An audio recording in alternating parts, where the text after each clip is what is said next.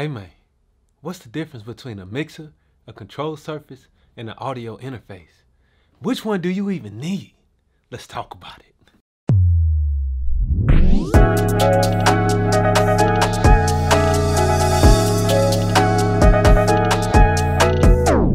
What's up YouTube? Welcome back to the channel. I'm Wavy Wayne from Wayne.wav. Wayne.wav is a dope online resource for you to download recording and mixing templates, as well as join the recording and mixing communities like the Wavy Seals and the Wavy Seals Elite.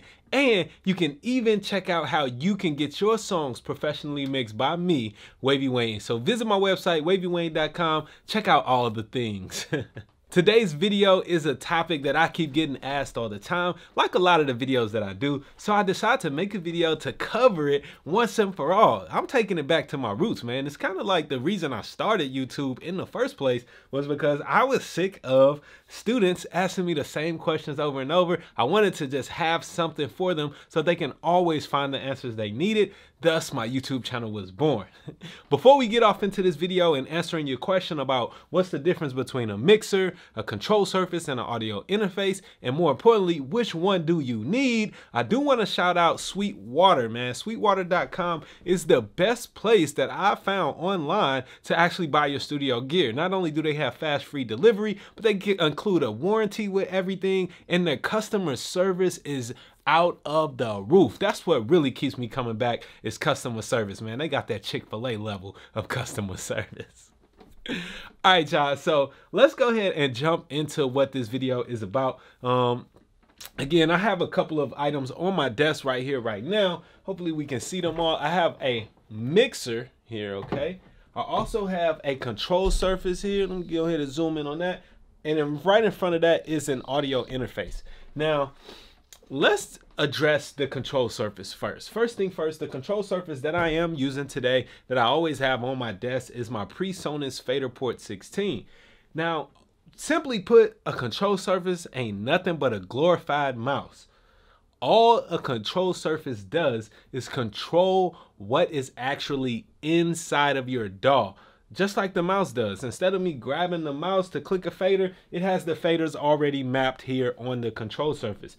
Simply put, there are a lot of large format control surfaces that you might see out there, some big, some small, but they are all the same thing. It's important that when you walk into a space, you don't confuse a control surface like a Control 24, C24, or a Neve mixing console. Those are two totally different things, all right? One thing to note about a control surface is that no audio runs through it. So there's absolutely no audio running through this thing. There is no inputs, no outputs.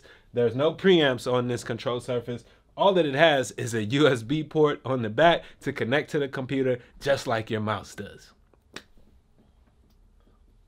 So in comparison to the control surface, let's talk about this thing right here that I have.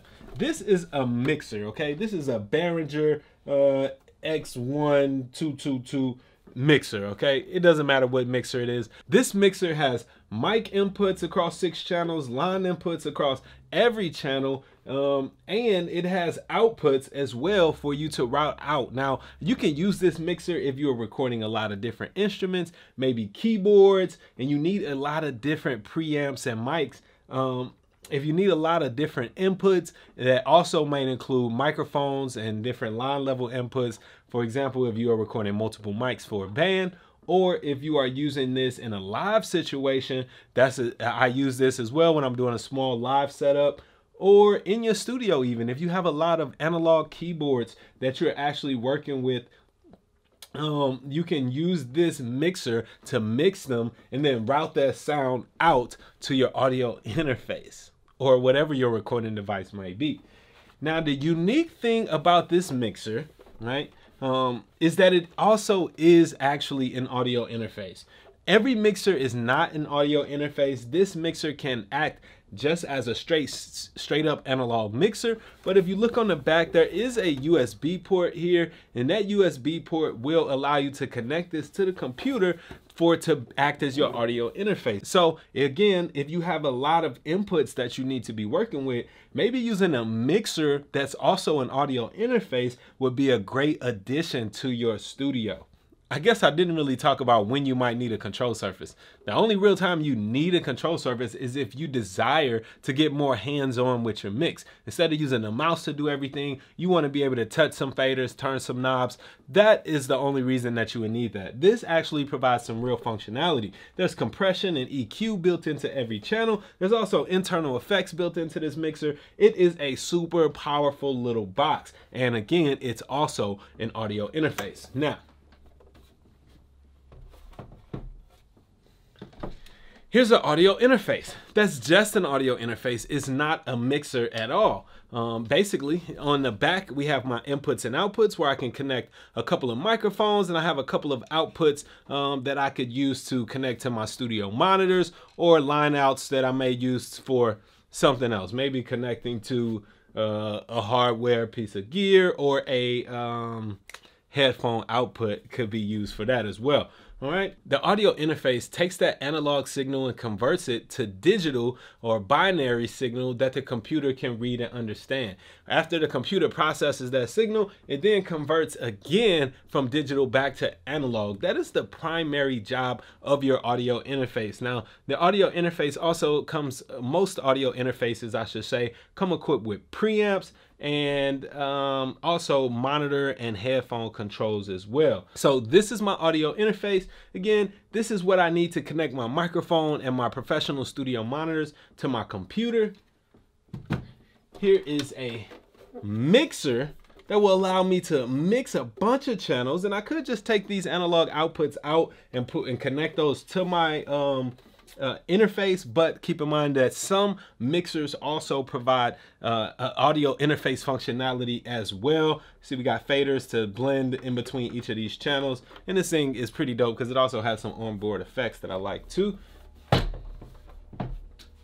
And of course, on my desk here, we have the PreSonus Faderport 16, which is nothing more than a big ass mouse. I hope this video has been helpful for you guys in understanding the difference between a control surface, an audio interface, and a mixer, and how some may kind of combine everything, except this is not a control surface, so don't get that twisted. You can't actually use most mixers as a control surface. Some of them you can though, so yeah.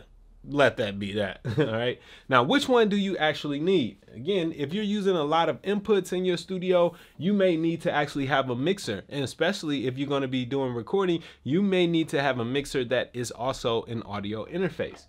An audio interface, if you're doing any type of recording, you're definitely gonna need an audio interface. Recording onto the computer, that is, you're gonna need an audio interface, and the difference between them is mainly the quality of the A to D conversion and also the quality of the preamps that are inside of these little boxes. Now, as far as a control surface, if you just want to get more tactile with your mixing, more tactile with your workflow, that's the way to go if you just want to add that additional hands-on vibe, all right? Thanks for watching this video. I'm Wavy Wayne from Wavy.com. Make sure you shop Sweetwater and get some of this dope gear. And I think they got these t-shirts too, man. I kind of like this. Check out my website, Wavy.com. Download your mixing and recording templates today and request a quote for a professional mix from your boy Wavy. Be dope.